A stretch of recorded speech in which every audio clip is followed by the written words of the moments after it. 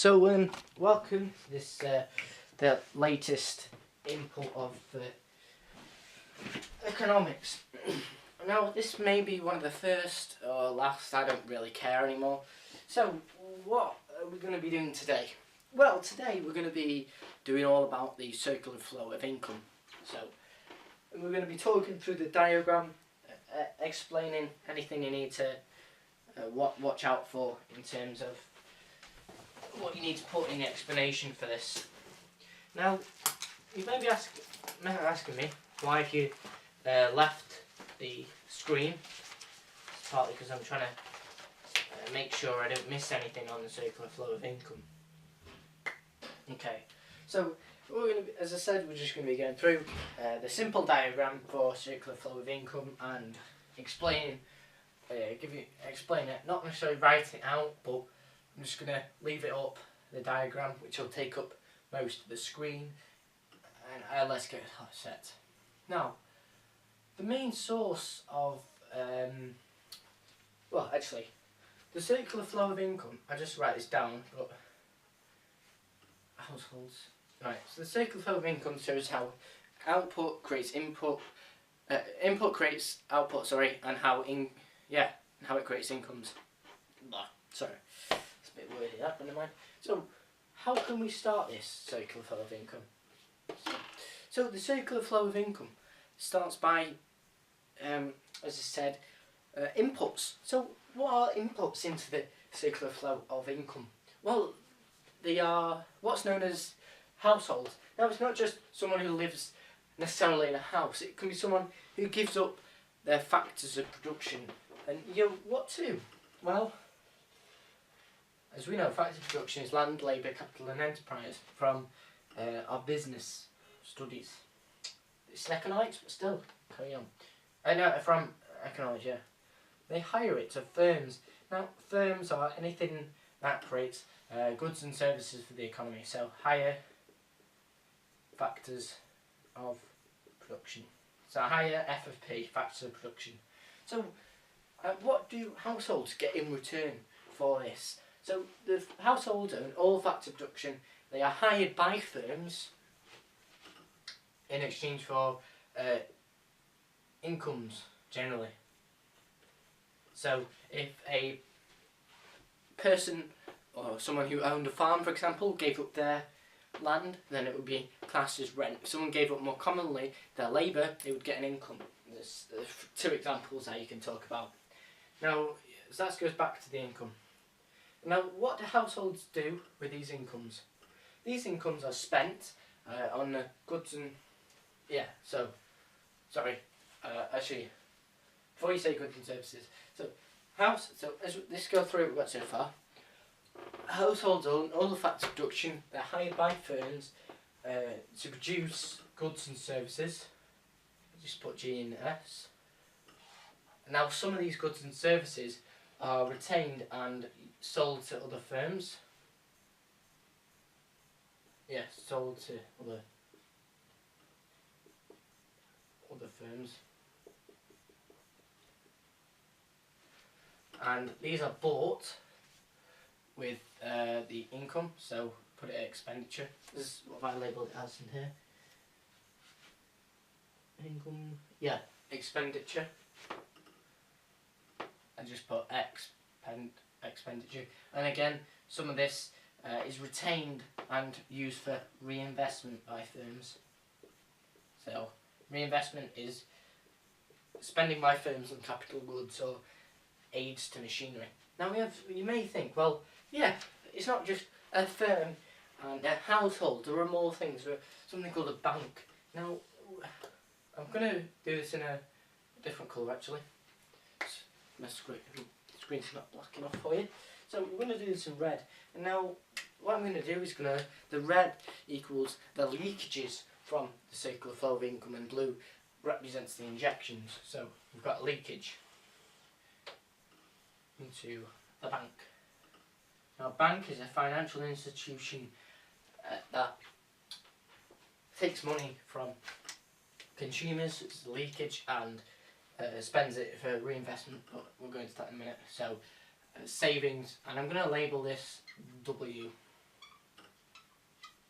So that's a leakage. I'm going to put it, yeah, W. As I said, blue shall represent the injections, which is J, and I'll put this as investment. So when banks invest, such as, oh God, I'll think in an example. Yeah, no, I can't think of a recent example, but they invest money. So when firms apply for loans, for example. Now we have something in the middle of all this rubbish called a government. If you've never heard of one before, probably not once very long. So we have a government. Now a government, technical definition, is a third body, a regulatory body that passes laws and takes in, withdraws cash from the circular flow of income in terms of taxes. So I'll just, before I explain any more governance, and shut myself up for a minute. As I said, 2 lines for each. I'll explain what these are in a minute. Oh great, actually, should do these in colour.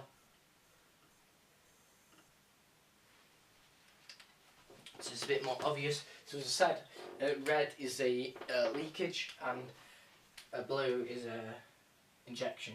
So leakage.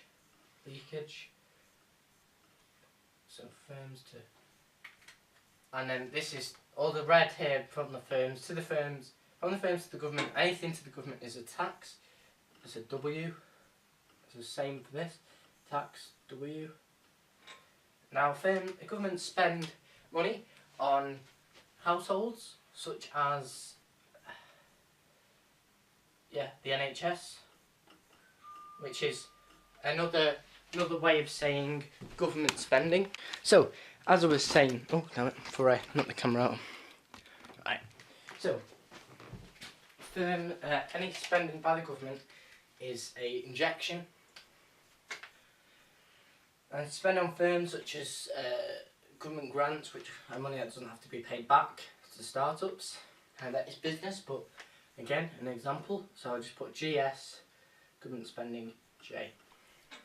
Now, what we have at the moment is something called a closed economy. A closed economy is an economy that doesn't have a foreign trade sector. In other words, it ignores the rest of the world. So, as I said, the rest of the world, that's something we need to put. I'm going to put it up here. Hopefully you're going to leave enough space on your page. Rest of the world.